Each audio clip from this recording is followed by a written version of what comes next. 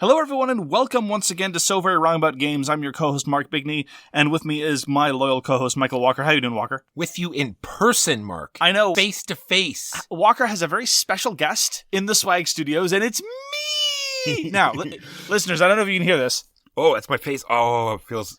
Can you hear that meat flapping? I'm in the ruffling jowls. I am with the meat space. That was Walker's face meat. I am with Walker's face meat in person. It's amazing. Anyway, this is a board gaming podcast about board games. We're going to talk about the games we played last week, the news and why it doesn't matter, and we're going to talk about our feature game, which is Cryo by Tom Jolly and Luke Laurie. A game so fun, it will not make you want to cryo. Sio. So, Walker, what did you play last week? We went back to On Mars. It's the Vidal Lacerda, squash as many mechanisms into a box as you possibly can. Why did you do this?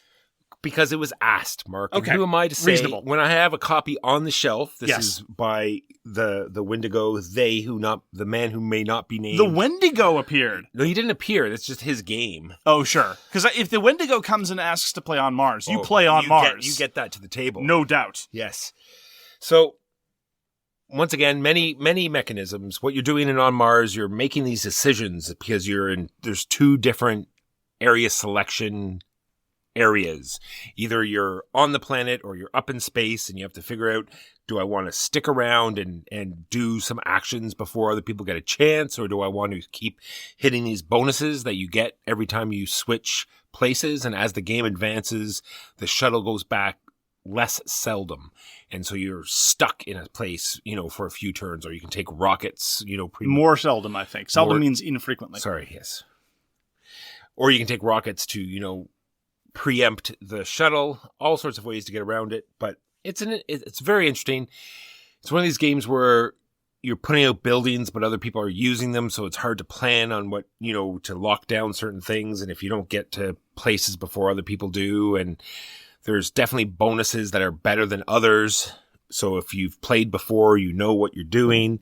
If you own this game and it's in a group that you played a lot, this would be a fantastic experience. It's a great game for that type of thing, something you go back to, something that everyone learns together, that everyone knows to the same degree, and because it has lots of different, ways you can peruse it. I will play it any time because it is semi-interesting. You do have to do a little bit of learn every time you do it, lots of moving pieces, but I like the crunch. On Mars, Vidal Lacerda. I couldn't help but notice, Walker, that you pledged for Vidal Lacerda's latest on Kickstarter. I did, and it is the fault of how I felt playing On Mars. It's just that extra level of planning in your head of going through 6 turns ahead and trying to figure out when the end of the game is going to hit, and watching all the different objectives tick down and what's going to trigger the end of the game, and just the niceness of what Weather Machine looks like. I'm a sucker. What can I say? All right. Well, look, I'm glad you enjoyed On Mars. I'm glad you like the graphic design of the Tool. I think I declared in our last episode of Pledge of Indifference, I've gone from relatively indifferent Tool's graphic design. I'm now anti-Tool graphic design as far as the board is concerned, and his use of iconography and his overall graphic design. I think he can make a mean cover. Don't get me wrong. Tool covers are great. And some of his work in Cube Rails games has been very, very attractive and functional. But I'm glad you're happy, Walker. There you go. Makes me happy that you're happy. I got to play Pulsar 2849. I commented previously while reviewing Praga Caput Regni that, as far as I'm concerned, when it comes to things like Vladimír Suchý, and I think the same could be said for a lot of medium-heavy Euro designers that lack that kind of personality, that kind of spark that you might find with something like an Uwe Rosenberg, something like a Reiner Knizia, something like a Vlada Kvatel, that one will probably do you, so you might as well stick with your favorite. And I'd forgotten how much I like the dice drafting in Pulsar 2849. It really does introduce some player interaction and some trade-offs that I quite frankly think were absent in a lot of Praga Caput Regni. So you have the cleverness of a Vladimír Suchý design. You have a lot of the noise, which can sometimes be good, sometimes be bad. But in Pulsar 2849, I appreciate the sci-fi trappings, thin though they may be. And I very much appreciate the dice drafting and the way that technologies interact with everything. I feel like the special powers in 2849 are a little bit more interesting and a little bit easier to track. One of the things we both commented on about Praga Caput Regni is that one of the key challenges of the game is just making sure to tally up all your bonuses. And in Pulsar 2849, I find the bonuses more compelling and easier to implement as an end user. So in Pulsar 2849, it's also a little bit more focused in terms of the scoring. Mostly it's about setting up and spinning gyrodynes, and they're going to get you points every round. A variable amount based on the setup you have, so there's considerable variety in terms of both the technologies you have and in terms of the amount of points the gyrodynes will be worth in different rounds. This is variability that you see from the outset. It's not like you're going to get surprised at the end of the game. And I thoroughly enjoyed it, introduced it to Huey and Louie. Louie, as you well know, is sometimes hit or miss with respect to Euro games, but he enjoyed it as well. He announced at the end of the game that he had only been 2 pulsars short of his super weapon that would destroy the universe. I loaned him 2 of my pulsars, and then he flipped the table. So a good time was had by all, suffice to say. We laughed, we cried, we lost 15 pounds, we destroyed the known reality as is understood. That was Pulsar 2849 by Vladimír, Suchý, and CGE. This was put out in 2017. Nice. Speaking of Kickstarters that we spoke about just briefly ago, Hibachi finally came in. And this is an old re-implementation or reskin of, I think it's called Sanfranito? Something like that. Safranito. Safranito. As saffron. Exactly. It's from saffron. Sanfranito is a cross between San Francisco and the San Fernando Valley. So I thought it was like a Mexican food you could only get in San Francisco. Close. Sanfranito. So in Hibachi, what you're doing, it's more of a, I will say this, I was going to say this later, but I'll say it now. It's more of like a convention or a game night type of game. It's not sort of like a sit down sort of, because it's a dexterity game. What you're doing is you're pitching these discs onto this ringed board so they don't fly out, and you're either trying to buy ingredients for these dishes or you're trying to sell ingredients so you get more money, because you have a handful of chips and they're all worth a certain amount from 100 to 600.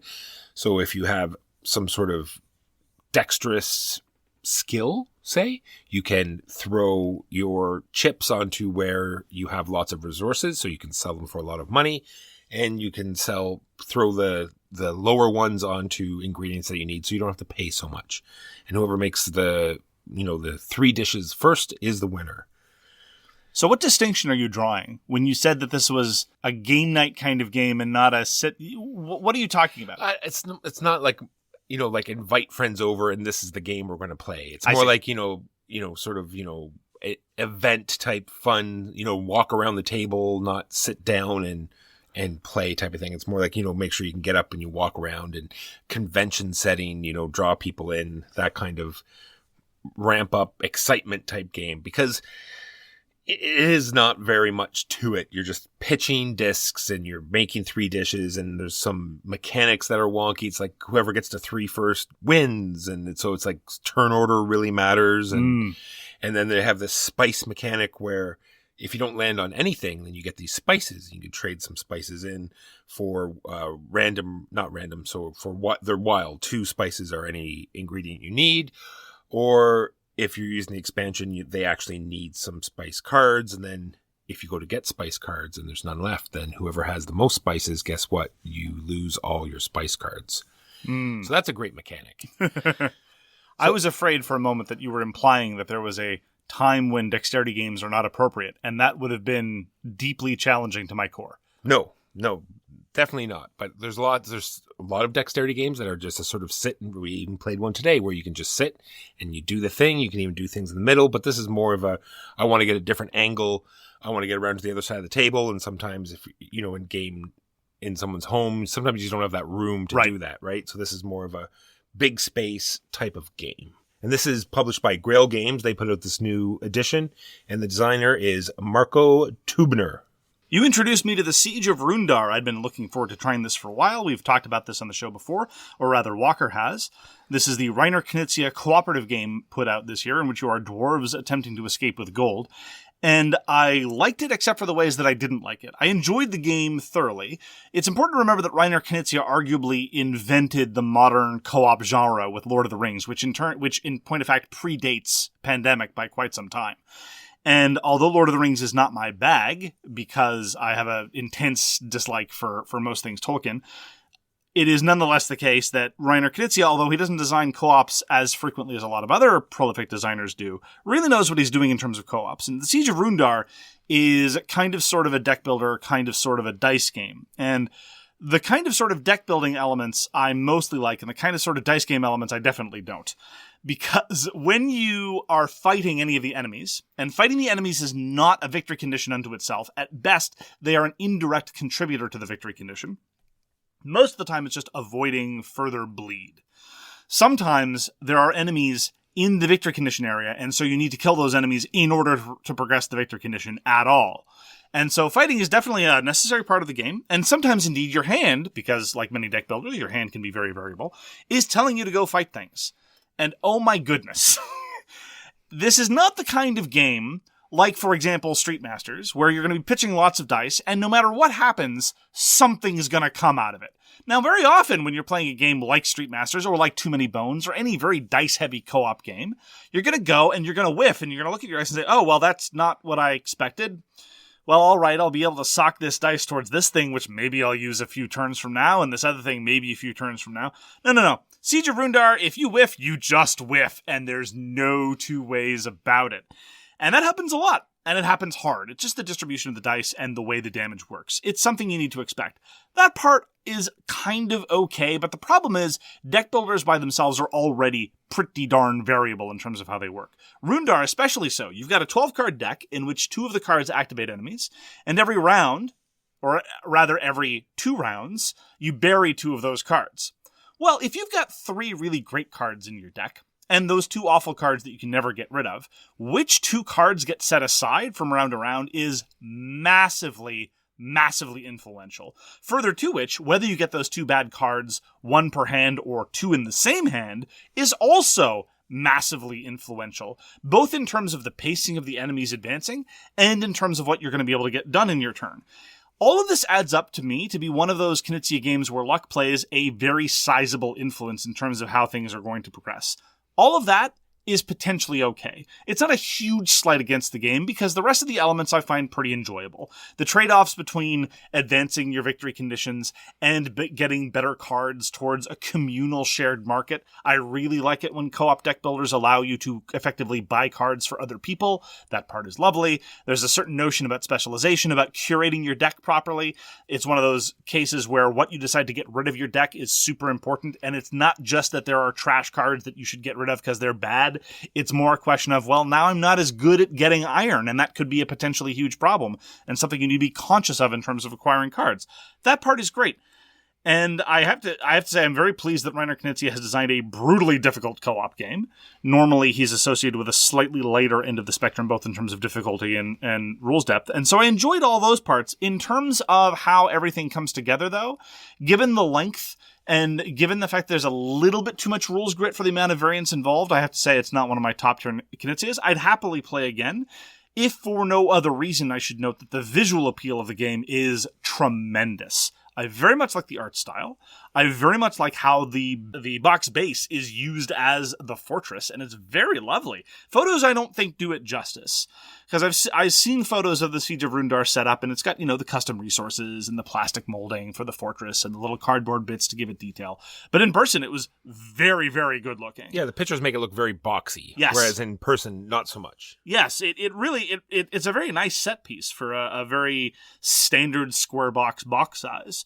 And so the visual appeal definitely adds to the appeal of what's going on, especially since it ends up feeling like a siege because you have all these enemies approaching from all 4 sides effectively. And I think that the custom components got a lot of mileage out of very little design work. Just the way that you win the game is by tunneling out of a side of the fortress, and you just have these wooden blocks in a plastic trough, and you just pull out the wooden blocks as you progress them. You can literally see your progress in the tunnel. It's very cool. A lot of very clever decisions in that respect. But again, I find the variance of the dice, and I especially find the variance of the card cycling to be occasionally very frustrating.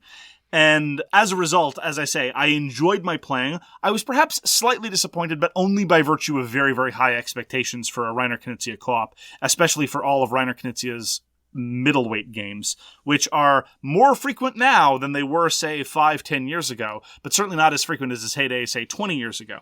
Anyway, all this to say, again, I enjoyed Siege of Runedar. I would happily play it again.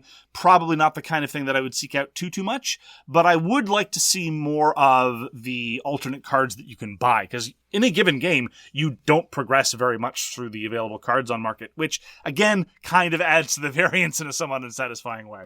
Well, that doesn't help when we just leave items to rot in the market that are built and we don't switch our cards out, you see. Sure, that doesn't assist. We would have cycled perhaps a few more cards if we weren't so, incompetent. Incompetent. And it does have the problem that that I complain about a lot. It's like when you reveal your hand, it's kind of dictated. It's like, well, I have 2 iron cards and a wild card, and so why wouldn't I go to the iron and get the most iron I can? Although there are instances where there's an emergency, like someone has a siege machine and you might squeak out a couple dice against it, so you'll bail on getting a bunch of resources and try to be the hero and take out the siege machine. But it is fairly dictated by what cards you have in your hand. I was actually reasonably pleased by the fact that most of your good combat cards are also your good digging cards. And so the central tension for me wasn't necessarily so much what kind of resource should I go accumulate, but rather, I can either go and try to clear out this mob of orcs, or I can go and try to progress the victory condition. And that tension, that trade-off, I think, is what was driving most of my hand management decisions, although I will grant you, in some cases, it was a little too straightforward. Agreed. And that is The Siege of Runedar by Reiner Knizia, published by Ludonova.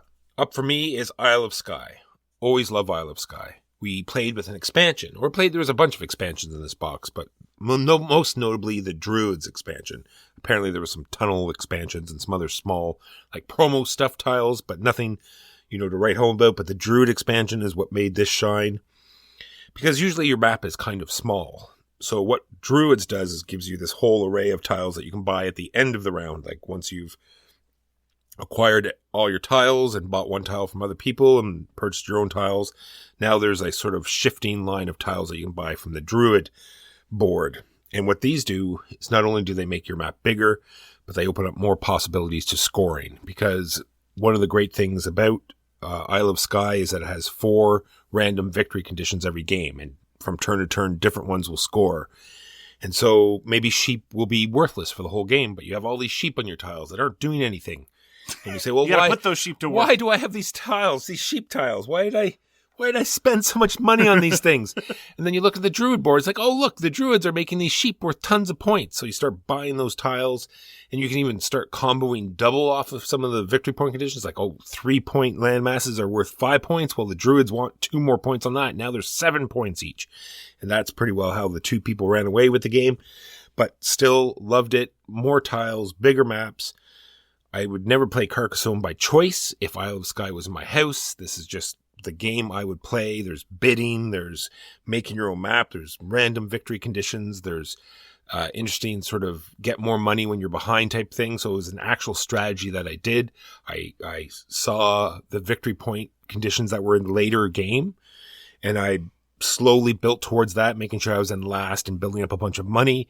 And then, mid-game hit hard, and it worked out. And so all these different things you can try. If you have a chance to play Isle of Skye, this is put out by Alexander Pfister and Lookout Games.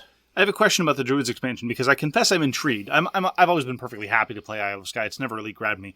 When it comes to tile-laying games, I very much appreciate it when the tile geography matters. I mean, obviously, in Carcassonne, the tile geography is more or less all you care about. Then there are games like Keyflower, where the tile placement is very important because of how the resources move.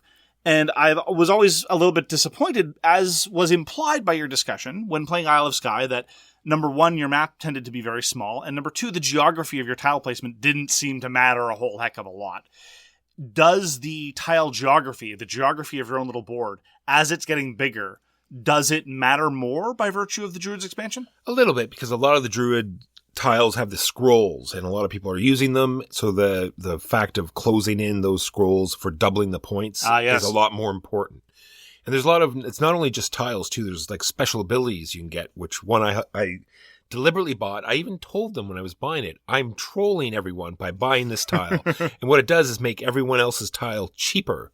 So you pay 2 less. So they're getting less money as you. It's so bad. Oh, it's my like, goodness. It's like, because in Isle of Skye, they set the prices of their tile. So they'll set it at $4. So you give them $4 and then they take the $4 they set it at, they get 8. So what this tile does says, oh, it's $4. I'll give you 2. So now you're only getting 6. It's so juicy. I loved it. Juicy like a troll. Juicy like a troll. And they had all sorts of different, tiles like that, changed up the rules very slightly. So it was very interesting. I'm shocked that you did the troll move, Walker. I just saw it, and it was more that I didn't want to be trolled than the fact that I just warned everyone and said, I'm just doing this to be funny. And Now, just a question. When you made this announcement that you were doing the troll move, would you rate your smirk as self-satisfied or condescending? About 50-50 of both. Okay, a little more good to know. condescending, but One of Walker's many impressive features is his self-awareness and his self-transparency, and I appreciate this. And that was Isle of Skye with the Druids expansion. We streamed it with Hibachi. It was good fun.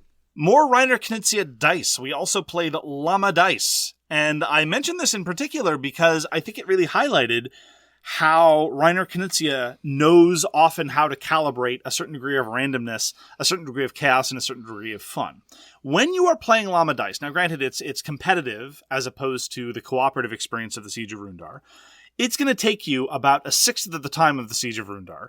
And when your dice roll is bad, something funny happens. Now, some players are not able to appreciate the humor of something terrible happening to themselves. I appreciate that, but the game state advances, something happens of consequence, and usually your opponents at least get to laugh at your misfortune.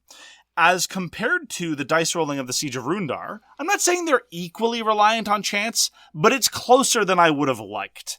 And in the Siege of Runedar, when you roll badly, nothing happens. Literally, just nothing happens. And all told, I much prefer it when the game state is constantly progressing. Call it the Catan effect. Anyone have any sheep? No, nobody have any sheep? Roll. Anyone generate any sheep? No, no sheep. Okay, the game can't continue. And ultimately, that's my bias. I have a bias for action when it comes to dice rolling. But we saw it tonight, and it was not only today when we played in Siege of Runedar, but the game just before. It's like, okay, I am doing hand-to-hand, and you roll the dice, and you get nothing but range results. Right. And then the very next turn, it's like, okay, well, I'm going to do a bunch of ranged, and then you roll the dice, and you get nothing but melee results. Right. It was just very frustrating. It's true. Whereas the frustration in L.A.M.A dice is purposive, and it propels the game forward. And that, I think, is the better way to channel randomness. And it's weird, actually, that the dice worked so poorly in the Siege of Runedar, because Reiner Knizia is arguably the master of dice games. And very seldom is it the case that in a Reiner Knizia game, you just roll and nothing happens. Especially when you had very little to do about it. In the Siege of Runedar, it's just, you generate as many dice as you can and you roll them. And then sometimes the game tells you, your turn's wasted. Whereas in some other Reiner Knizia games, for example, even a very, very not particularly sophisticated Reiner Knizia dice game design, the Clash of the Gladiators, going back about 20 years, there you're building your dice pool by virtue of the gladiators you're coming together. And if it's the case that your matchup didn't go the way you wanted it to, sometimes that was your fault because you just didn't put out the right team of gladiators or you didn't pick the right target. Siege of Runedar, you just pitch as many dice as you can at the problem, and sometimes the dice just tell you you're an idiot. Even Silent Tempora has a mechanic where... Are you unfavorably comparing a Reiner Knizia game to Silent Tempora? I'm afraid I am. Because you roll the dice and say you didn't roll enough hits, say they had a good armor, and it's like, okay, well, I'm only going to do 1 wound. You can socket a die away. You can focus and say, well, I'm going to use that die on my next attack. Yeah. And then at least it slowly ramps up. And at least instead of getting nothing, little things like that, you get something. Yeah. Suffice to say that L.A.M.A dice manages to turn terrible, terrible results and everyone gets to laugh. It's unfair, it's arbitrary, but it's okay. And ultimately, there's still a lot of considerations about tempo, about when to go out. We saw some very bold moves in L.A.M.A dice in terms of bowing out of the round early because of how badly things were going, of people sticking in because they knew that if they could get out on a lucky roll, that it would be very, very consequential. You know, all the good things you want out of a press your luck game. Siege of Runedar isn't a press your luck game. Perhaps I'm pushing the comparison too far, but I trust I've made my point. And so L.A.M.A dice is kind of a perennial filler favorite as far as we're concerned. And it shows that Reiner Knizia really knows how to manipulate randomness. It's almost like he has some knowledge of math or something. So it's still only available in German, which is a tragedy. You can get it in French now. Yes. Sorry, it is not yet available in a domestic English edition, but you can get the German and French editions. And we highly recommend you do. So that is L.A.M.A Dice by Reiner Knizia, put out by AMIGO Spiel. So there's a show called The Dragon Prince, which is on Netflix, one of my favorites. And they said, hey, here's a game we're going to make. So immediately pre-ordered, and it came in last week. This is called Dragon Prince Battlecharged. And it is a very basic skirmish game. I expected a very basic skirmish game, and I was delivered a very basic skirmish game. But it has all the big hitters in there. It has miniatures for everyone. Everyone has their own deck. And when you're playing, it's a pseudo, 4-player. It's really a 2-player game. You pick your 2 characters, you shuffle their decks together, and you move around the board. You either play a move card or use their basic move, or you play an attack card or use their basic attack. Bunch of tactic cards you can play as well. I like how they don't limit how many cards you can play. You do get 1 attack, 1 move, but the tactic cards, you can go as many as you like. And then you can just dump your hand and draw all new cards at the end. There's a very interesting energy mechanism, so you're not just blasting your best cards all the time. You have to do a certain, hop, skip, and a jump in order to make sure you're recharging your focus so you can play your big cards. All in all, didn't mind it. Don't think I'm, going to be, yelling at the top of the mountains, it's the greatest game ever, but I'm definitely going to go back to it just because I love the IP. It's a great sort of, there's these 2 worlds that got divided somehow, elves in one half and humans in the other. I hate it already. And the elves send these like assassins to kill the king and queen and the whole family. And there's this whole, it's very interesting. Lots of politics, lots of fighting, lots of very great animation. Very cute creatures. Is it another kid's show about politics that doesn't have anything coherent to say about politics? 100%. Oh no. The Dragon Prince. This is designed by Johnny O'Neill, and this is put out by Britherwise Games. Got to try Brian Boru, High King of Ireland. Now, this is by Per Sylvester. Per Sylvester is a fascinating designer. He designed The King is Dead, which was a redevelopment of König von Siam, the King of Siam. He also designed The Lost Expedition and Versindas Volk. Versindas Volk is a fascinating 2-player game about East and West Germany vying against each other during the Cold War. And he is absolutely one of the designers, like Cole Worley, who is in the position of, your designs are always fascinating, and sometimes I don't like them. But they always have a very, very definitive design philosophy. The epitome to this is The King is Dead, where The King is Dead is a game where you don't control any of the factions. One of the factions will win, and at the end of the game, whoever's the most influence in that faction will win. But in order to gain influence in that faction, you need to make the faction weaker. It is a fascinating tightrope walk that I've played a number of times, and I find so incredibly intellectually compelling and painful to play. Not because it's badly designed, but because the trade-offs I find painful, and I still have precisely 0 idea how to play competently in any of those games. The King is Dead in its 1st or 2nd edition, or König von Siam.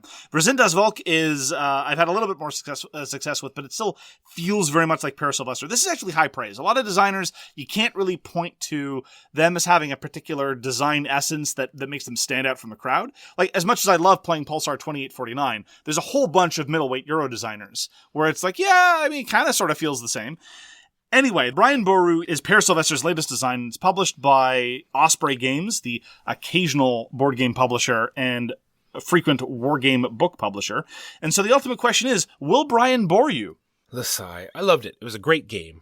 Did you like my pun? No. You didn't like my pun? I hated it. I threw up a bit in my mouth. Maybe we could have some sort of pithy title for our content, like, we will not have any puns in this broadcast.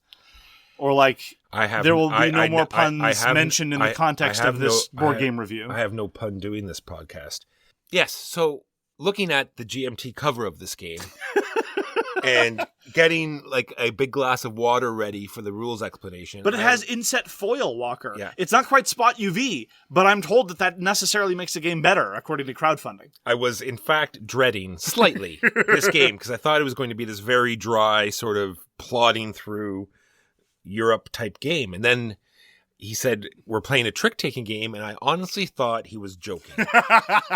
And then it wasn't. It was a trick-taking game where there's like real decisions on the fact that, do I just want to lose this, or can I lose this, or is there any way I can... Halfway through, I thought it wasn't really a trick-taking game. I thought it was just sort of like, you're going to play a card, but there really is. You can sort of weed out. You can follow which cards are coming out. You can sort of try to bleed out all the red cards, and then you're left with, bigger decisions, bigger actions. The whole map, figuring out how to get into different territories, using the way the paths work. Loved everything about this game. Can't wait to play it again. It's one of those things where, while explaining it, I thought some of the scoring conditions at the end of every round were going to get a little complicated, but I was really just psyching myself out. Because the gameplay itself is silky smooth, everything is very, very transparent and easy and simple, and allowing a lot of those trade-offs. And the end of the round stuff is very, very easy and transparent to plan for. Do you have more influence in this area than everybody else? If so, you get this benefit, and then this other smaller benefit gets accorded to somebody else. There you go, move on, time to go. And it has this lovely element that I very much appreciated, whereby whoever is winning something at the end of the round will tend to get some consequential benefit, and they will lose all their presence in that area. Everybody else keeps whatever influence they have. And so there's this back and forth element of, you can keep winning it round after round, and sometimes people did, but it's hard, and you have to focus on it, which feeds into the draft. It's a trick-taking game where you draft at the start of the round. And I conceptualize, this is a very Per Sylvester kind of thing. I intellectually understand the trade-off between winning tricks with big cards and winning tricks with small cards. Because if you can win tricks in Brian Boru with small cards, the world is your oyster. Because winning a trick with a very small card is typically, well, you win the city for area majority consideration. And a lot of the scoring is going to be area majority. Plus, you get all these other great resources. If you win a trick with a high card, it's typically lose some gold and or points and then win the city. And I kind of hoped that tension would manifest. And it did by the end of the game. And I think, again, this is because Per Sylvester designs games that are not perfectly transparent after one play, even for experienced Eurogamers. It was really the case where, the first two rounds, I think, oh, this is not going to show up. In the middle of the game, I'm like, wait a minute, maybe it can if I were smarter than I am. And by the end of the game, I start noticing it happening by people who are not me. So that's the kind of development that really indicates that, it's going to reward future playings, which sadly a lot of Eurogames don't tend to do quite as much, certainly along with non-Euro games as well. I thoroughly enjoyed it as well. I actually kind of liked its visual design. It looks a little tiny bit like Inish in that it's got these lovely tarot cards and kind of Celtic adjacent art of various individuals that you might or might not get to marry. I like being able to marry people in games. It's fun. Matchmaker, make me a match. It does have a slight edge towards the Inish art, but then it's got like this D&D from 20 years ago type. Point taken. That's fair. Style. So the picture of Brian bored you? Yes. Okay. Stop. I thoroughly enjoyed it as well. It was very confrontational and very cutthroat in a lot of very subtle ways, where suddenly someone taking just 2 more tokens off a particular space could completely upend what you needed to do over the course of a given round. And I'm still just grappling with what to draft, when to draft them, how to make note of what I've passed to everybody else, when I think I can win a trick with a low card. I feel like we've just barely scratched the surface, and I'm very much looking forward to trying to plumb the depths of Brian Boru. I got to play a new Seven Wonders box, Mark. It's not just an expansion. This is a whole new game. And I played several of these games, I'd say at least 10 times this game, because it's on Board Game Arena. And this is developed by Darhuff and Lord Axel. This is the people that designed the Board Game Arena. I'll take your word for it. All right. So in this version of Seven Wonders, you'd think, how can we make it more random? Well, hold on to your hat, sir. So at the beginning of the game, you take a whole sort of block of stuff. You get your whole wonder and you get a deck of cards. And you put out your wonder all face down and it's like a nice little shape. Someone's got the Colossus, someone has the pyramids, someone has something else. And you sit in a circle. Those are the only 2 wonders you remember. Yeah. Okay. There's 7 of them, I'm sure. Plus Andre the Giant. Plus Andre the Giant. And the circle matters because when it's your turn, you're going to draw a card. You can either draw a card from your deck, from your neighbor to the right's deck or left, or one from the center. And the cards have all sorts of exciting things on them, like a resource. And that's That's it, Mark. I am being quite serious. So you have your wonder that you're trying to build, and some parts of it need either, 2 or 3 resources the same or 2 or 3 resources different. And you decide. A lot of them have different abilities when you complete certain sections of them, either it's mostly all attunes to taking extra cards when it's your turn. Gold is a wild resource, and then all the other, there's the usual paper, glass, but these all just come up with the cards. Don't forget though, the player to your card and the player to your right's card are face up, so you can see those, but the card that you're choosing from the middle, if you so choose, is face down, so it's just being chosen blind. There's still battles, because you can take soldiers, and that gives you a certain military level. But if you take a soldier with a horn, then it starts flipping over these peace tokens. When all the peace tokens are flipped over, then you compare your war score. If you got tokens based on with a horn icon, those go away because you don't get to keep those, but you get to keep all the other military. They do science as well. I was hoping that this was going to be the interesting part of the game. Even when I started my first game, I read the rules and it was like, oh my God.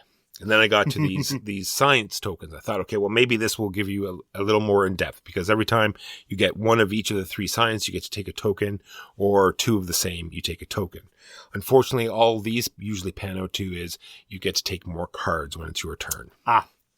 Very unfortunate.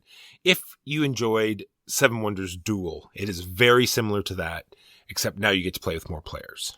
I see. I've only heard good things about Seven Wonders Duel, except from you.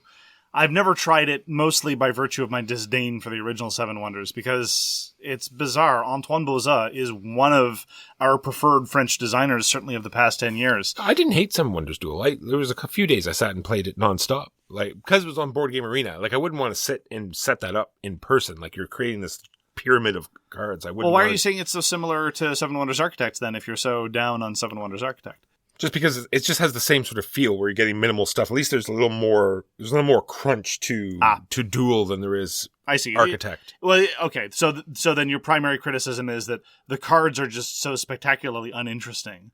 Are the cards more interesting in Seven Wonders Duel? Yes. I see. Okay, that makes sense. Well, maybe someday you'll show me. We got to play Force Science. I got to prove to Walker that copies do actually exist, but of course this is still my copy. We actually got a Kickstarter update this morning saying that fulfillment was 99% done. 99% is one of those numbers that makes me think that someone is being, shall we say, overly generous and rounding up. I think it just means we gave everyone their copy except for that bastard Walker. Okay. There were 100 backers. We gave the 99 copies out. Walker doesn't get his copy. This was actually the first time I played with the expansion that shipped with the base game. Because, as I've mentioned before about Force Science, there are innumerable ways to make the game more difficult. And one of them is indeed the expansion, because it introduces new star pieces. And this is a stacking game.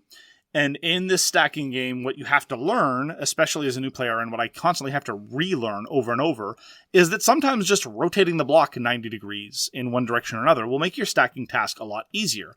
Well, these star blocks, you cannot rotate at all. They must stand up. Now, granted, you could rotate them a little bit in that you could probably try to rest one arm of the star on something and then have it hang roughly upside down, but mostly it's just going to be standing on its little star legs, being a jerk and taunting you by virtue of the fact that it's really hard to balance things on top of the skinny little star, as opposed to, say, a plank that you can just slop down and put other things on top of.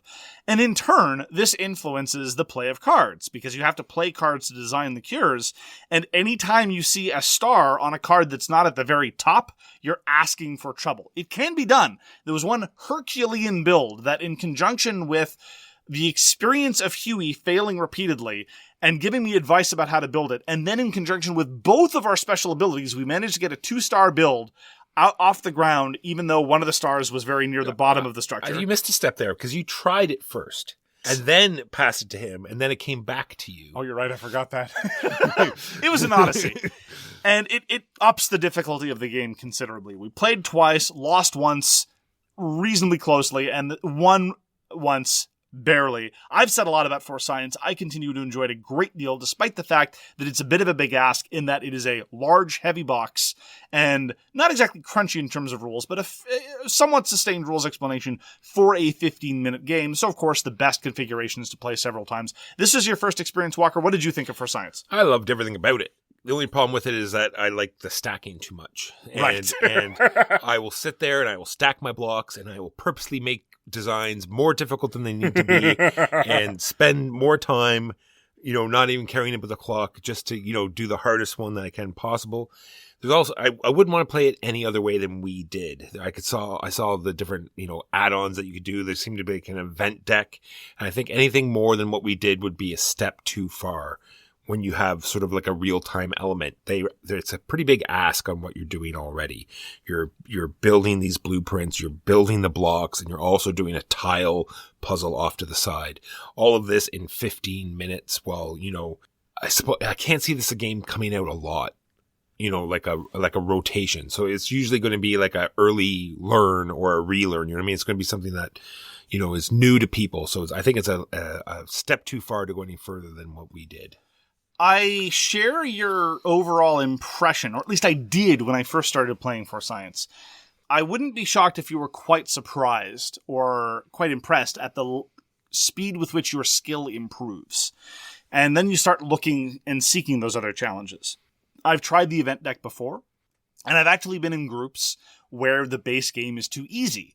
And yes, the fact that this was the first time playing with the expansion gave it an additional level of difficulty. But it is the case that when I first started playing For Science, I could not win without the expansion. I failed and I failed and I failed. And then I got to the point where base game, no expansion, difficulty level 0 was a little bit too easy. Fortunately, there are innumerable difficulty levels and ways to tweak the central formula that are not even remotely complicated or convoluted. It's very much like Eric Royce's previous design, Spirit Island. There are lots of people who play at difficulty level 0 and figure, how on earth can we ever possibly win this? And then they keep at it, and then they find themselves trouncing adversaries at difficulty level 6 or 7. Very, very, very different games, obviously, but they both have skill horizons. So I share your sense that certainly at the beginning there's a horizon. I also share your sense that my preferred element of the game is indeed the stacking.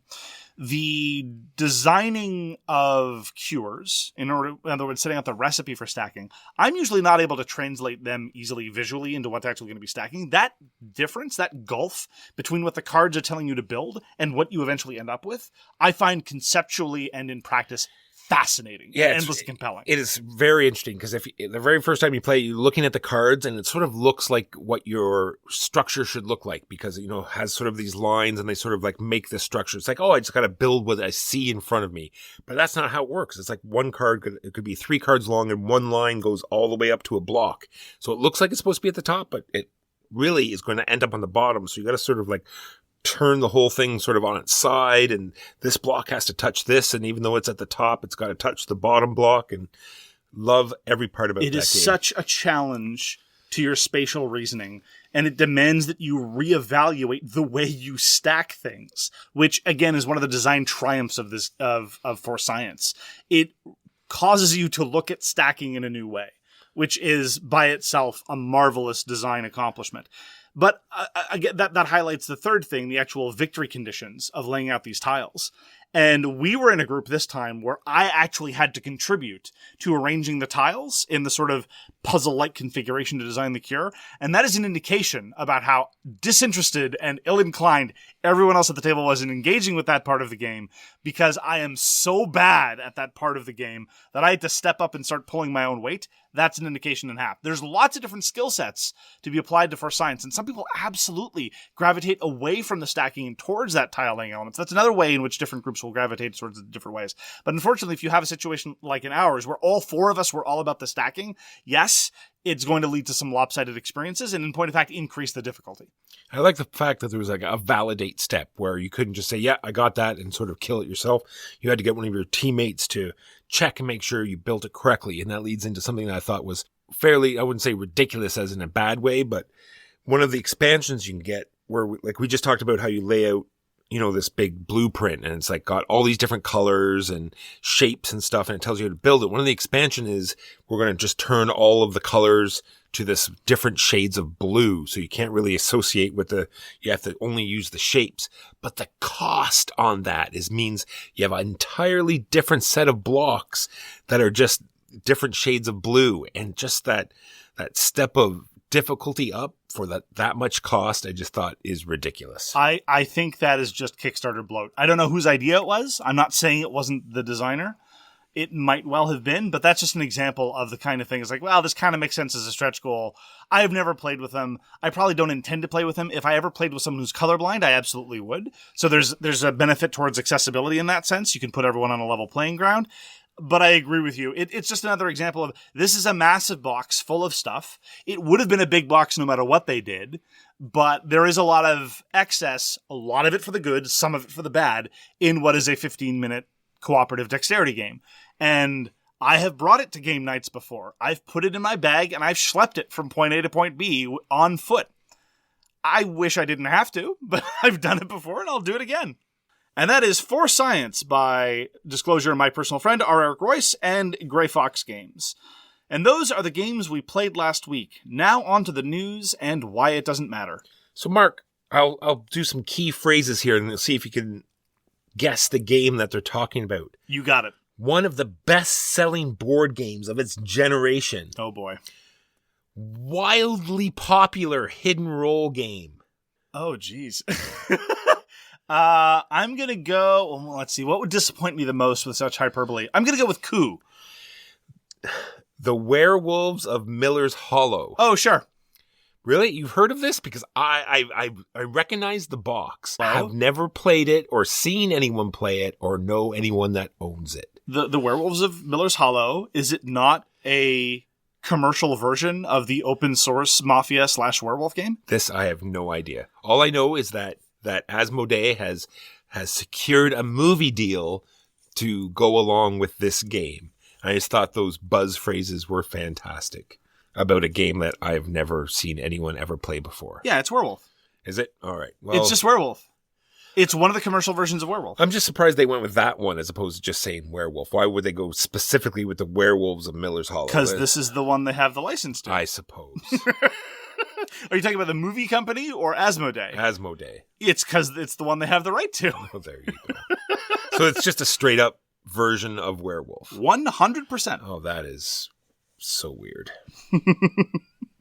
In other driven by commerce news, many people have seen the Sherman drawing on Twitter and on Board Game Geek and elsewhere about Kickstarter's shockingly tone-deaf announcement that it was moving to the blockchain for reasons. They announced that there will be benefits to the end user for reasons. There were a number of very prominent speculation threads about how this was all to avoid EU regulation. This turns out to be probably not the case because the EU regulation in question doesn't actually apply to crowdfunding, at least based on people's best guesses. I think the cynical and sort of Occam's razor explanation is probably the best. Blockchain is kind of sort of trendy and is a good way to attract venture capital. And it's important to remember that as far as commerce is concerned, Kickstarter does not view itself and doesn't position itself and doesn't act like it's trying to be a commerce center in any way. And this isn't about like, oh, well, you know, you're an investor, you're funding, you're a part of the art. No. That's not what I'm talking about. I mean, it views itself as a tech company, but the problem is its tech is not interesting. And so making it a blockchain technology, that's possibly something as opposed to nothing. That's the future.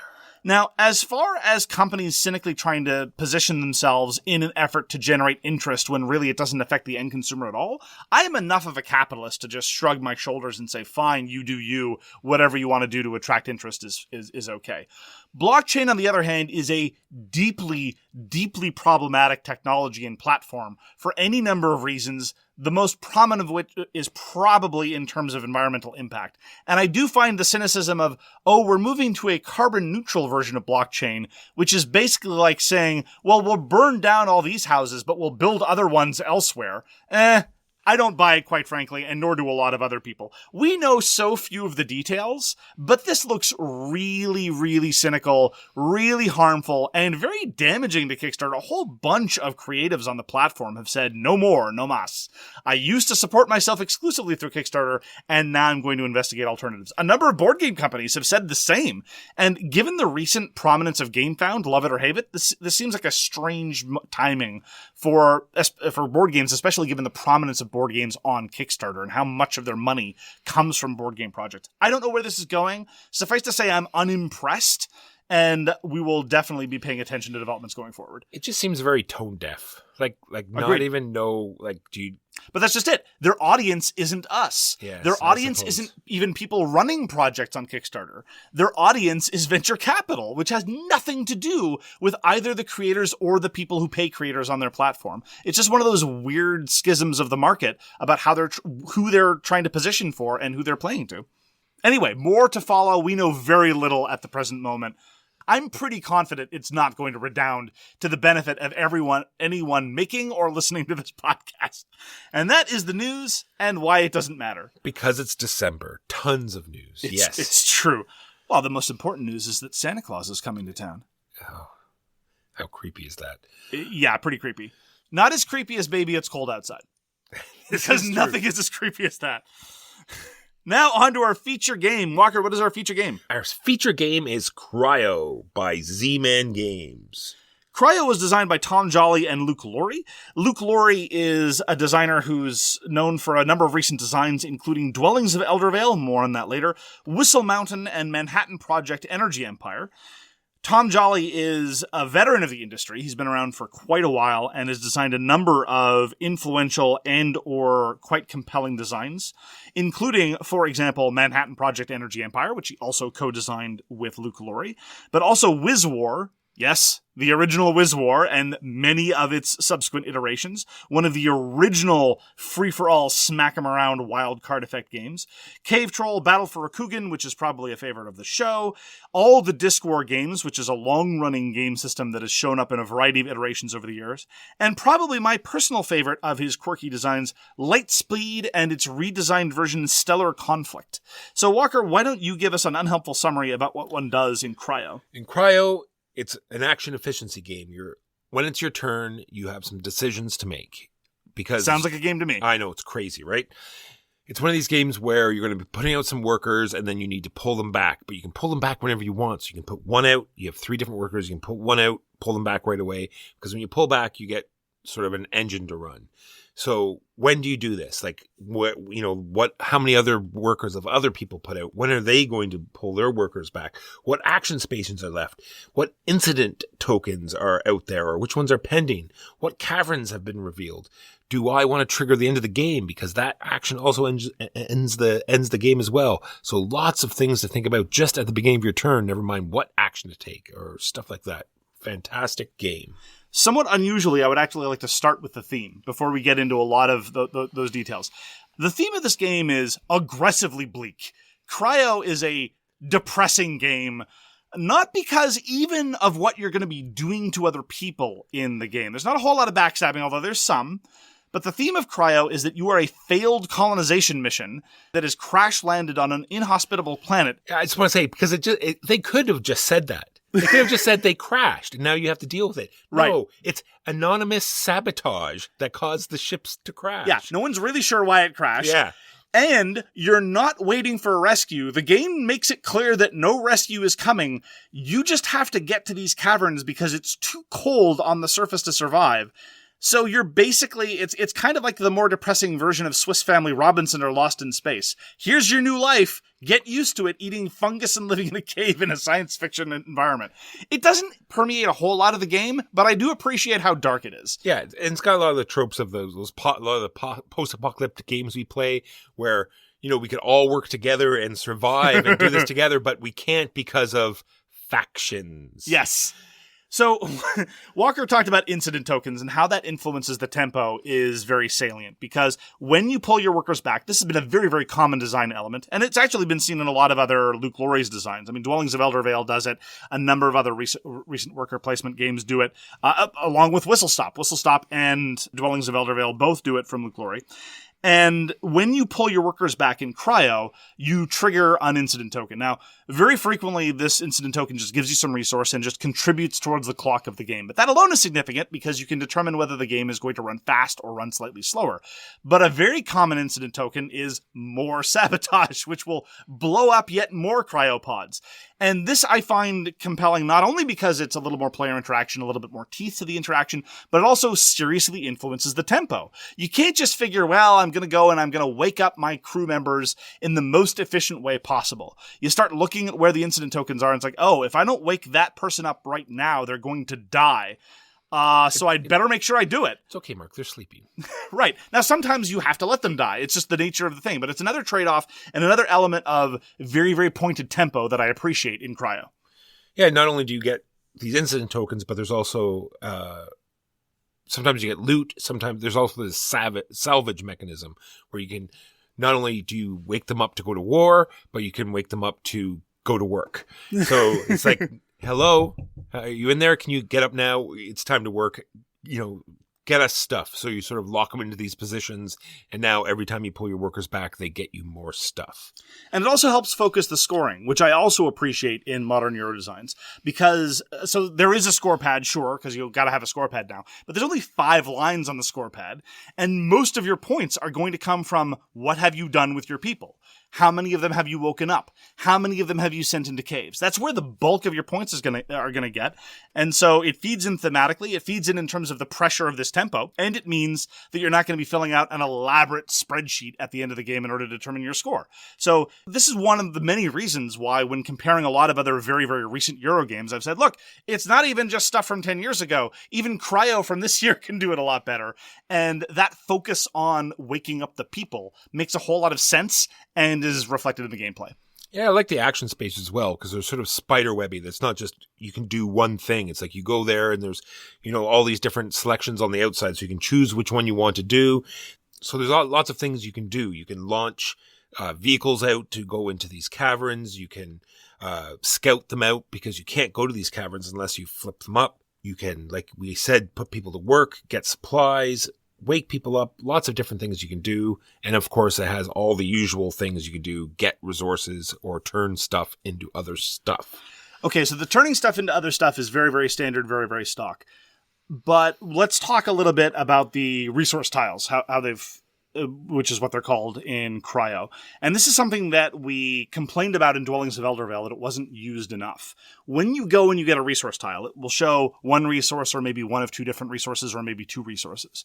You can either cash in that tile for the actual resources, in which case you have, so far, so standard Eurogame. I send my worker out and the worker comes back with 2 rubies, whatever. But you can also slot it into your action board and make it permanently a part of your engine. So instead of using those 2 rubies to cash into rubies, you slot it into your engine board, and now for the rest of the game, when you pull back workers, you can trade in 1 gear to turn it into 2 rubies. Or you take that gear or ruby tile and slot it into your card slot, and every time you pull back workers, you can spend a gear or a ruby to do a card action. More on that later. And that trade-off makes what would otherwise be a bone standard, boring standard thing that we've seen in dozens and dozens of other worker placement games more interesting, more compelling, and make it feed back into that tempo consideration that we talked about before. Further pressure and further nuance about when to pull your workers back. I love it. And you make all sorts of different engines, because you have 6 different slots that you can pull your 3 workers back into. The very first one is just a free slot that you have to pay for, and the other 5 are turn what token you put in the top into whatever token you put in the bottom. So you can create this very interesting engine, and it runs in order. So you can get resources first to use them in the later slots. Great mechanism. I have found my greatest success in Cryo when I force myself to diversify the engine.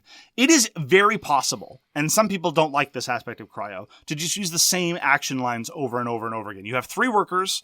So put out your 3 workers, you call them back, run the same 3 bars of your engine. Wash, rinse, repeat. You can do that. And even then, it is still a reasonably compelling Eurogame experience.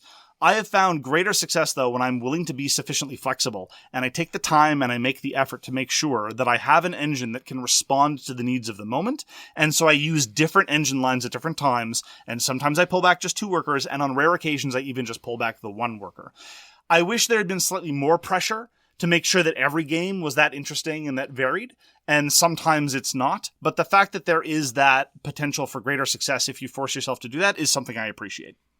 And you talked about cards. Let's talk about cards. Let's talk about cards. You want multi-use cards? Baby, we got multi-use cards. They can be same cards, can be upgrades, missions, vehicles, scrap. Use them how you wish. And the way they implement it is fantastic. Do a card action. Well, what does that mean? Well, that means draw a card, play a card, do whatever you want. It's a card action.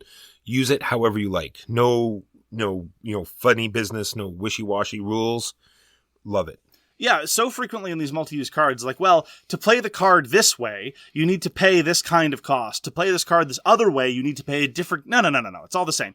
And that straightforwardness, it still provides a fair amount of tension. You've got this card in your hand, and always, there's that scrap possibility. Every turn, you can ditch one card, you don't even need the card action, to get free resources. And it doesn't matter how good the technology is, how good the endgame scoring is, that scrap option is always there. And so even if the vehicle format doesn't do you any favors and you don't find it appealing, there's still that tension about what to do with these cards. And furthermore, that always means if you get 2 or 3 card actions in an action, you don't know how many cards you need to draw because there's a fair amount of variety in the deck. You don't know what your scrap needs might be several turns down the road. The tension is there, and it offers a significant amount of variety. And in that, you get, through a very, very simple rule set, a lot of things that a lot of other games, picking on none in particular, but just mentioning, for example, Russian Railroads / Ultimate Railroads, would have this weird multi-step process by which you get to the endgame scoring cards. It was one of the weird ancillary bits that we said much of the game is super, super clean, but then there's some other peripheral bits. In Cryo, your endgame scoring cards are just, well, they're printed on these cards that you have, and how do you play them? Well, it's a card action. That's all there is to it.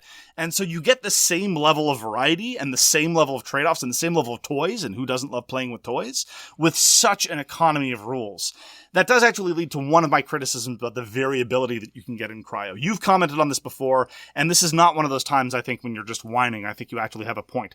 If it is the case that the resource tile showing a card action is on the board, if you can just grab that quickly and just get a free card action every time you call back your workers, it seems like a no-brainer. It's true. It seems awfully powerful. Yeah. So why are we doing all this, Mark? Why are we getting all these resources? Why are we putting out vehicles and upgrading cards and waking up our guys? It's because we're trying to getting them into these caverns to make them safe. And this is a area majority type thing, because this is where the big points are. You're waking these guys up, you're loading them in the vehicles, you're driving them down through these tunnels into these caverns. And so they have to be flipped up, and they're all different sorts of binomes. And so you have to have crystals so you can throw them into the crystal one, and oxygen, or I don't know, what are the different minerals and crystals? It's a Euro game. There's the pink one, there's the gray one. Yeah, exactly. The color, the color of the resource. Yeah, exactly. The weird stuff.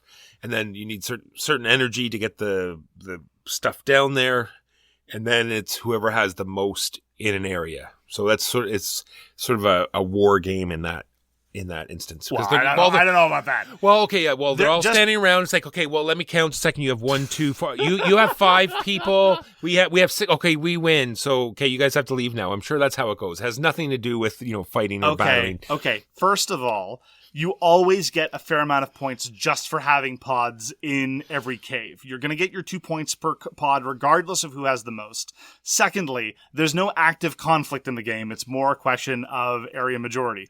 I refuse to accept the idea that all direct player interaction and competition in games makes it a war game. That is nonsense, and I think does a disservice to Euro games in general. I didn't say it was a war game. I said they're going to war. It doesn't make it a war game. It's that they're not standing around and saying, "Oh, okay, you have more guys than us." Okay, we'll leave. We'll go back to the surface. Let's split the difference. Room up there. Let's split the difference and say that whoever has the numerical superiority sets up a rigid caste system in which the dominant force gets to boss around the weaker force forever. Sure, if that lets you sleep better at night, Mark. So, I mean, and again, this is what I look for whenever possible. A certain degree of player interaction makes me very happy in a lot of games. And worker placement with area majority is a pretty good formula. I really like it in Empire Age of Discovery. I like it in Tribune. Tribune isn't really area majority. It's more of direct player conflict in terms of putting out cards. But you can look at the card sets as a kind of an area majority mechanic. And Cryo is reminiscent of that. And I especially appreciate that, given that the worker placement is what I would call loose. This is a bit of a false dichotomy, but to my mind, when you've got a worker placement game, it's got to be tight insofar as the worker spaces are very, very much in competition, and there's precious little room to maneuver. Games like Russian and Ultimate Railroads, just to mention something I've already mentioned, or like Agricola, or it could be loose, like A Feast for Odin or Caverna, or in this case, Cryo. I never really felt like, ooh, that's a place I really need to get to. I gotta get there quick while the timing is there. To a certain extent, that's okay. Again, because there's competition elsewhere, and if you had that rigid sense of timing, then you might end up with somewhat arbitrary benefits. It's like, oh, the space that everyone needs to get to just happens to be open because Sally took her workers back at the right time, and so whoever to the left of her gets to benefit. And that wouldn't be satisfying either. But just to emphasize, I like it when there's a certain degree of confrontation and competition. Sometimes that's through tightness of worker placement spaces, and sometimes that's through other means, and so Cryo has that as well. Yeah, and there's definitely different paths you can go. You can go heavy and going out to the caverns, or building up your engine very quickly and more diversify there, or putting your workforce to work very quickly early game so you get those free resources every turn. So there's lots of different ways you can play. It's not the same. Much like, hey, did we mention Ultimate Railroads yet? Where you're obviously taking the coin action or the person action. There's not those obvious spots that you're going to every time. Every game, not just every game the same, but you can play differently every time. It's true. I find actually one of the interesting bits of variation for me is how often I scout, because there's a number of different ways to get into a cavern. You can go into an existing cavern, or you can do a scout action, and there are different trade-offs for both of them. They're both ways to get your workers into caves, but they have different costs and tempo considerations associated with them, and I do appreciate that little challenge of what to do with your workforce. Not your workers. Your workers actually in Cryo are drones, but the actual people that you've woken up and the different ways you can put them to work. Yeah, and that's being said, I'm wondering, does it seem like it's not getting very much play? Like, I'm not seeing it around very much. It seems like it's going under the radar, as they say. It could well be. I mean, there are so many worker placement games released all the time, and indeed one of the reasons why we've decided to talk about Cryo is because it is one of the many in a crowded field that is worth coming back to, and we've really appreciated. We've played several times back-to-back and just, appreciated the different approaches to getting our workers out and around and different ways to get different endgame scoring conditions. It's also the kind of game where even since we first played it, we've stopped playing it for 3 or 4 months, and then we've come back to it, and it's like, oh yeah, I remember how smooth and satisfying and good and tight this game is in a number of ways. And I do find it disappointing that more people haven't found Cryo. It's a lovely little Euro game. Yeah, plus we didn't really talk about just the different ways you can use the cards too, because we just said, you put them in your pods and vehicles and take them out, but the vehicles have all different sorts of special abilities and different things that they do. Yep. And the toy factor is shockingly high, just in terms of the vehicles alone. But yeah, on top of that, there are the techs, and a lot of the techs are fun to play with and give you very cool special abilities. There's a lot of interesting stuff to see in Cryo, again, in a relatively tight package. So, in conclusion, I would play Cryo at any time. It's a great worker placement game. It's not that hard to teach. You're putting your workers out, you're getting the stuff, you're converting them into stuff. It has a nice theme to it, nice backstabby.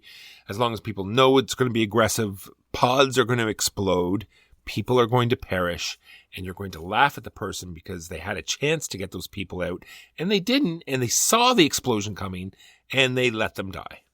To a certain extent, Cryo is a big hit with me because it ticks a lot of the boxes that I think are unique to my preferences when it comes to Euro games in general and worker placement games in particular. But I think even if you're not of the particular emphasis that I place on those elements, the player interaction, the tightness, the direct competition, the relatively clean scoring systems, I think there's a lot to find appealing in Cryo, even if you're more a fan of things generally. The fact that it gives some teeth and some interest in detail and nuance to the pulling back workers element that so many recent Euro games have done. It doesn't have some degenerate turn order problems by virtue of when people pull workers back, by virtue of the fact that things are pretty loose, and you get to play with toys. And ultimately, at the end of the day, that I think is an appeal that a lot of people like, and one of the reasons why a lot of... I'm just going to say, we didn't even talk about the fact that your workers are these really cool, like, droney, spaceshipy looking things that look amazing. A lot of the components I quite like. I really like the cover art of Cryo. I think it's quite visually appealing. And the card art is okay, but yeah, there are a lot of little visual flourishes that help to differentiate it as well. So yeah, we both are big fans of Cryo. Delightful game. Give it a shot if you haven't already. Cryo by Z-Man Games, Tom Jolly, and Luke Laurie. Well, that's going to do it for us. Thank you very, very much for joining us for So Very Wrong About Games. If you'd like to get in touch with us, let's try something new here. So Wrong Games /contact Ooh. There's a million different ways you can get in touch with us. You can check out our Patreon page. You can check out all manner of other Twitch streams. Just So Wrong Games/contact. Oh, that's nice and easy. It probably has my email address It there. does. It has our Twitter. It does. And the clickety-clacks that all those It's got the youngins bloops are... as well. Ooh, the bloops. Yeah. We read everything you send us, and we'll get back to you if we can. Thank you again so very much for tuning in, and we hope to see you again soon. Sweet. Peace. You've been listening to So Very Wrong About Games, produced by Michael Walker and edited by Mark Bigney. Special thanks goes to What Does It Eat for generously allowing us to use their most excellent song, FOS, as our theme. You can find them at whatdoesiteat.com. You can reach us by email at soverywrongaboutgames@gmail.com or on Twitter at SoWrongGames. Thanks very much, see you next time, and always, try to be right, but remember you are so very wrong. An exclusive for our Patreon listeners, if you go to SoWrongGames.com and to the contacts area, you can get to our OnlyFans page. Not safe for work.